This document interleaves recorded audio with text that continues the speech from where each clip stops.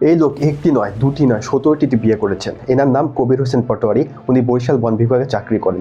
সরকারি কর্মকর্তা হওয়ায় কিছুদিন পরপরই তার বদলি হয়। বদলি হয়ে এক স্থান থেকে অন্য স্থানে গেলে করেন নতুন বিয়ে।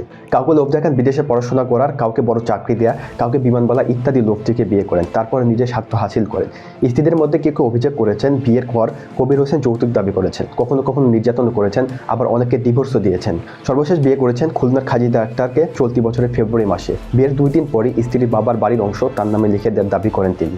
স্ত্রী অস্বীকৃত জানালে তাকে বরিশাল সরকারি বাসভবন থেকে বের করে দেয়। ভুক্তভোগী এই সকল মেয়েরা থানা, আদালত ও বন ও পরিবেশ মন্ত্রণালয়ে অভিযোগ করেও তেমন কোনো বিচার পাননি। বিচার পাবে কি করে? কারণ বাংলাদেশের সরকারি চাকরিজীবীরা অন্যায় করলে সহজে তাদের বিচার হয় না এবং তেমন কোনো শাস্তি হয় না। এই জন্য তারা ইচ্ছামতো অন্যায় এবং দুর্নীতি করতে পারে। এখন প্রশ্ন হচ্ছে, অনেক পুরুষ আছে যারা বয়স বৃদ্ধি পাচ্ছে, তারপরে বিয়ে করতে পারছে না, কিন্তু এই কবির হোসেন কি করে ১৭টি বিয়ে করলো? এর কারণও কবির হোসেনের সরকারি চাকরি। বাংলাদেশ গরিব দেশ হওয়ায় প্রতিটি বাবা এবং চালাক মেয়ে সরকারি চাকরিযোগ্য পুরুষকে বিয়ে করতে চায়।